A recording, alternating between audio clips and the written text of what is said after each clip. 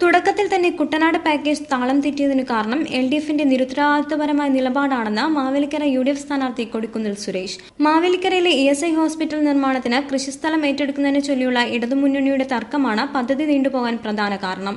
വികസനങ്ങൾക്കെതിരെയുള്ള ഇടതുപക്ഷ നയം വെറും ഇരട്ടത്താപ്പാണെന്നും കൊടിക്കുന്നിൽ പറഞ്ഞു. ആലപ്പുഴ പ്രസ് ക്ലബ്ബ് സംഘടിപ്പിച്ച മീറ്റ് ദ പ്രസിൽ പങ്കെടുത്ത് സംസാരിക്കുകയായിരുന്നു അദ്ദേഹം.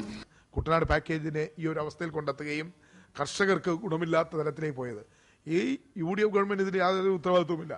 LDF ഗവൺമെന്റ്, ഇടതുപക്ഷ ജനാധിപത്യ മുന്നണി ഗവൺമെന്റ് കുട്ടനാട് പാക്കേജ് തുടങ്ങി വെച്ചതും അതിന്റെ നിർമ്മാണ പ്രവർത്തനം ആരംഭിച്ചതും അവർ തന്നെയാണ്. അത് ഈ ഗവൺമെന്റ് തുടർന്നു തന്നെയുള്ളൂ. വള്ളി പുള്ളി മാറ്റമില്ലാതെ, വള്ളി പുള്ളി വ്യത്യാസം വരാതെ ഈ ഗവൺമെന്റ് അത് തുടർന്നു എന്നല്ലാതെ, അന്ന് തുടങ്ങി വെച്ച പദ്ധതികൾ ഈ ഗവൺമെന്റ് മുന്നോട്ട് കൊണ്ടുപോയി എന്നല്ലാതെ UDF ഗവൺമെന്റ് പുതുതായിട്ടൊന്നും ചെയ്തില്ല.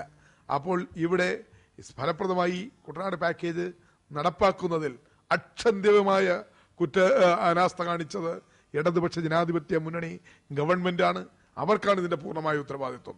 കുട്ടനാടിനെ പരിഗണിക്കാതെ അന്നത്തെ രാഷ്ട്രീയ ബലാബലം നോക്കി അന്നത്തെ MLA-മാരുടെയും അതുപോലെ തന്നെ അന്നത്തെ മന്ത്രിമാരുടെയും സ്വാധീനത്തിൽപ്പെട്ട് അവരുടെ മേഖലകളിലേക്ക് ഈ കുട്ടനാട് പാക്കേജിന്റെ പ്രയോറിറ്റി തീരുമാനിച്ചതാണ് ഇന്ന് കുട്ടനാട് പാക്കേജ് എങ്ങും എത്താതെ പോയത് എന്നുള്ളതാണ് വസ്തുത.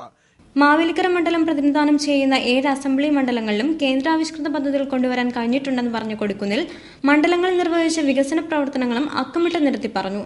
തൊഴിൽ വകുപ്പിനെ ജനകീയമാക്കാൻ കഴിഞ്ഞത് മികച്ച ഭരണ നേട്ടമായി അദ്ദേഹം ചൂണ്ടിക്കാട്ടി. മാവേലിക്കര മണ്ഡലത്തിലെ നേട്ടങ്ങൾ താൻ ഭരണത്തിൽ നിന്നപ്പോൾ ഉണ്ടായതാണെന്നും ഇടതുപക്ഷ MPമാർ ഭരിച്ചപ്പോൾ മണ്ഡലത്തിൽ ഒരു വികസന പ്രവർത്തനങ്ങളും നടത്തിയിട്ടില്ലെന്നും അദ്ദേഹം കുറ്റപ്പെടുത്തി. നാടിന്റെ സുരക്ഷയ്ക്ക് പ്രധാന പങ്കുവഹിക്കുന്ന ഇൻഡോ ടിബറ്റൻ ബോർഡർ പോലീസിന്റെ വരവ് തന്നെ തടഞ്ഞവരാണ് കേരളത്തിലെ ഇടതുപക്ഷമെന്നും അദ്ദേഹം ചൂണ്ടിക്കാട്ടി. മണ്ഡലത്തിലെ കുടിവെള്ള പ്രശ്ന പരിഹാരത്തിനായി 222 കോടി രൂപ ചെലവിടുന്ന കേന്ദ്രാവിഷ്കൃത പദ്ധതി നടപ്പിലാക്കും. 13 പഞ്ചായത്തുകൾക്കും ഇതിന്റെ ഗുണം ലഭിക്കുമെന്നും കൊടിക്കുന്നിൽ അറിയിച്ചു.